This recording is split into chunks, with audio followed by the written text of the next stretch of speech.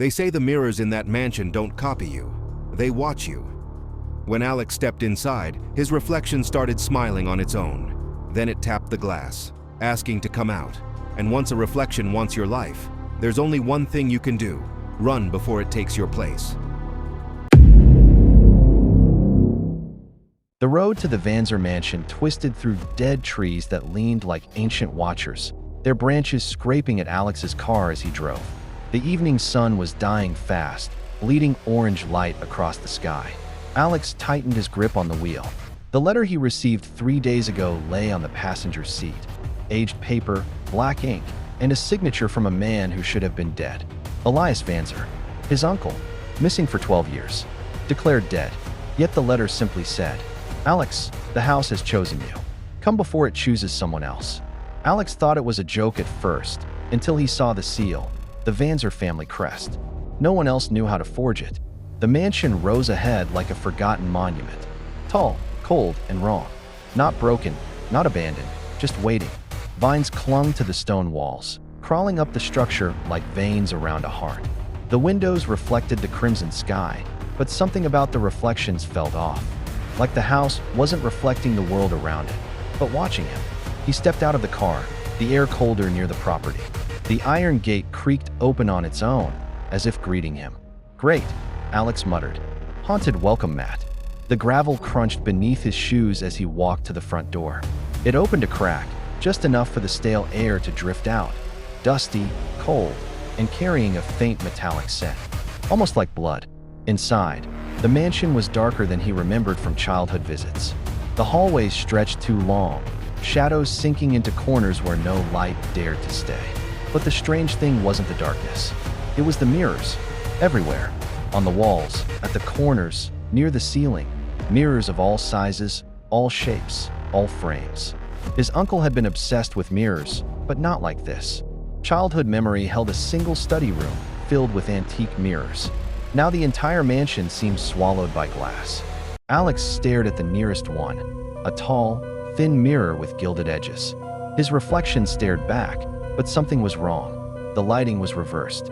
The shadows on his face didn't match where the hallway shadows fell, and the reflection of the hallway behind him seemed brighter. "Just old glass," he whispered. But the reflection smiled. Alex did not. He froze, breath caught in his throat. His reflected eyes curved into a grin while his real face remained flat, tense, and confused.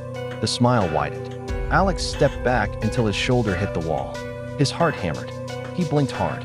When he opened his eyes again, the reflection was normal, staring blankly like a mirror should. "Nope," he whispered. "Nope, nope, nope." But something pushed him deeper into the mansion. Fear, curiosity, or the echo of his uncle's voice inside his mind. He moved through the hall, passing mirror after mirror. Each one showed something just slightly off.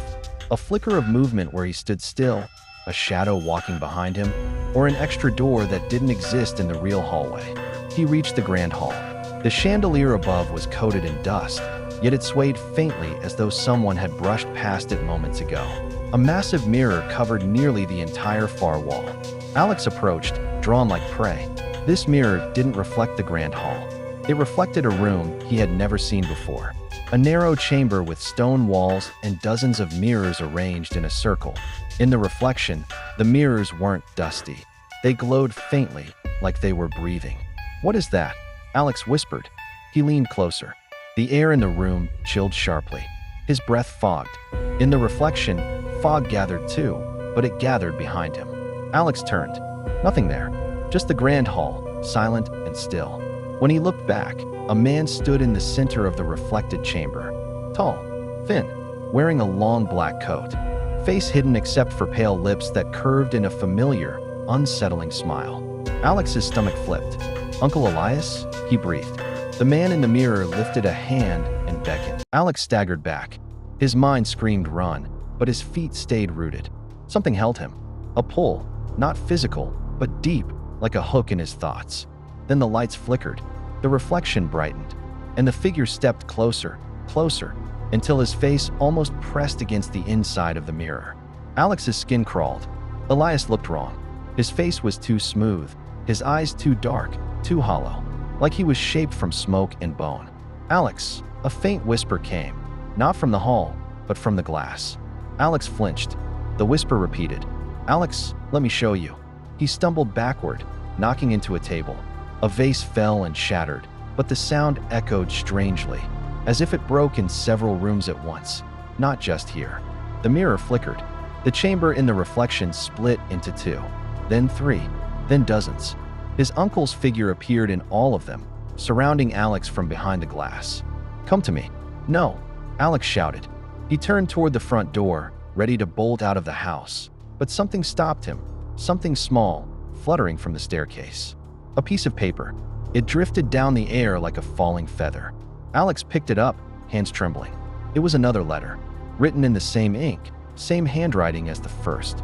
But this one was newer, fresh, like it had been written minutes ago. "Do not run. The house will not allow it. Find the mirror chamber. Your reflection is not yours anymore." A cold sweat dripped down Alex's spine. He heard a sound then, soft, delicate, like fingertips tapping on glass. He turned slowly. In the tall mirror at the end of the hall, his reflection was tapping the inside of the glass, smiling, tilting its head, watching him like prey. Alex's legs felt numb. The reflection lifted a finger and drew something slowly across the inside surface. Letters, words, a warning. Not alone. Alex backed away, breath shaking, but the reflection followed, without moving its legs. It glided, smooth and unnatural, like a puppet pulled by strings. The tapping grew louder, faster.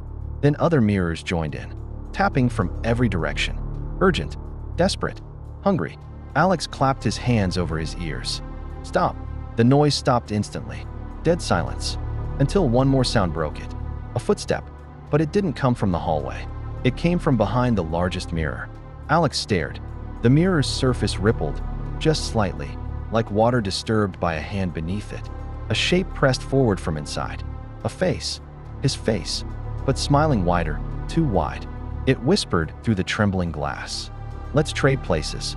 The mirror rippled again, the glass trembling like a liquid surface disturbed by breath.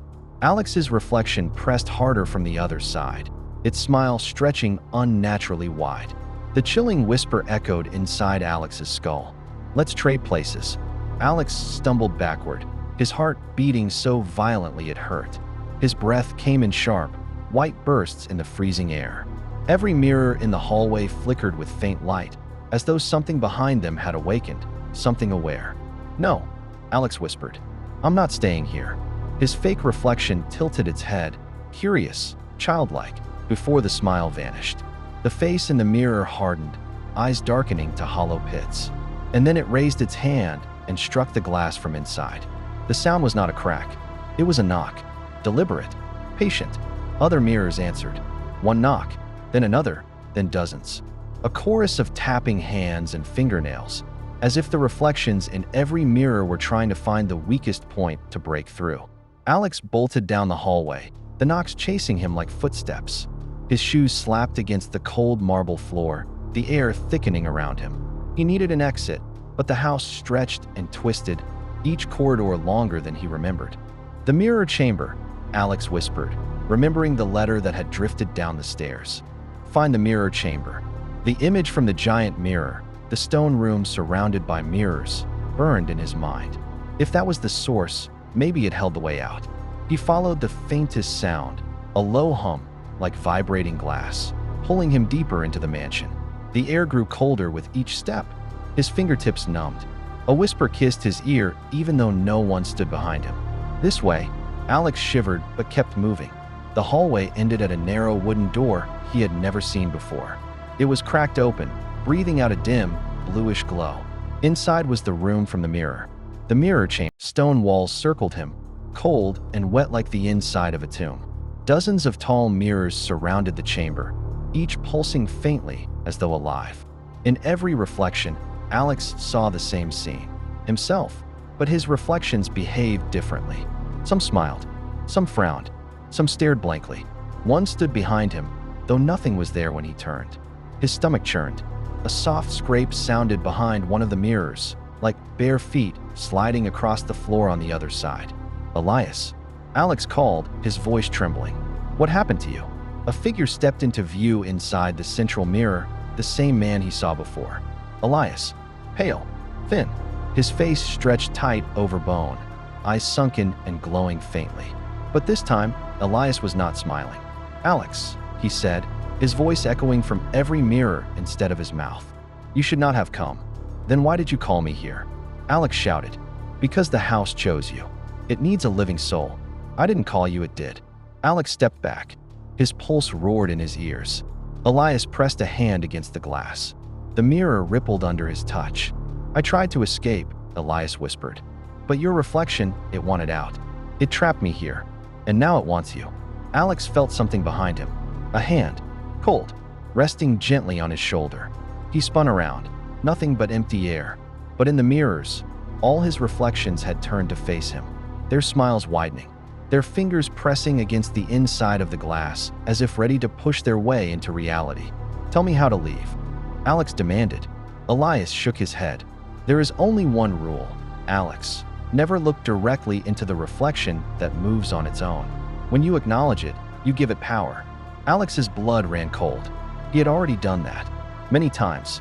"And now," Elias whispered, "it wants to replace you." A sharp cracking sound cut through the chamber. Alex turned. The mirror closest to him splintered, just a hairline crack, but the reflection inside it continued moving, ignoring the damage to its glass prison. It stepped forward, its hand pushing through the crack like pressing through wet paper. Alex staggered back. "Elias, what do I do?" His uncle's eyes darted frantically around the room. "You have to find the original mirror, the first one placed in the house. Break it, and the others will lose their connection." "How do I know which one it is?" "The one that doesn't show you at all." Alex whipped around. Every mirror showed a reflection, distorted or wrong, but still him. All but one. A small, forgotten oval mirror near the floor. Dusty, cracked, and black inside, like a doorway into nothing. "That one," Alex whispered. A reflection lunged from a nearby mirror, its fingers pushing out like claws.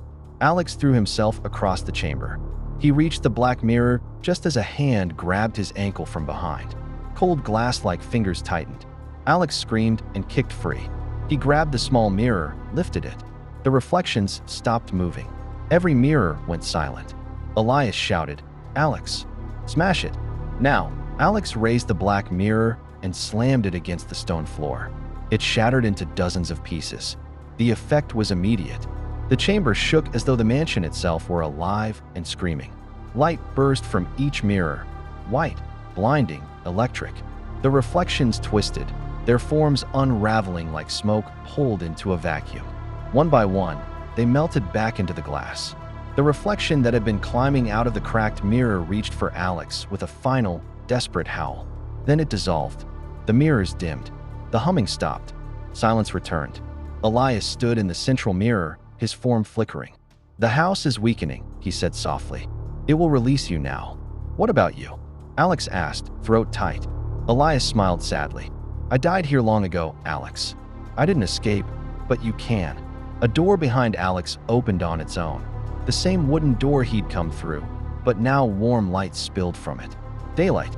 Go," Elias whispered, "before the house changes its mind." Alex stared at his uncle, guilt and sorrow twisting inside him. "Thank you." Elias nodded once, slowly, as though giving a blessing. Alex stepped backward toward the exit. The mirrors flickered gently, their glow fading. Just before he crossed the threshold, he heard Elias whisper one final command. "Don't look back." Alex obeyed. He ran through the hallway, past the quiet mirrors, down the stairs, through the now wide-open front door. The moment his feet hit the gravel outside, the mansion groaned behind him. But he didn't stop. He reached his car, threw himself inside, and sped down the road. The mansion shrank in the rearview mirror. Alex forced himself not to look. Only when he reached the main road did he finally stop. His heart still pounded, but the air was warm again. The world was real again. He was free. As he steadied his breathing, he glanced at the passenger seat. The original letter still sat there, unmoved. But now, underneath it, something else lay folded neatly. A new note. Fresh ink. His uncle's handwriting. "The house is done with you. Live your life." Alex closed his eyes, relief washing over him. For the first time since stepping into the mansion, he felt safe. and he drove away, never seeing the faint smile that appeared in the rearview mirror, before fading forever.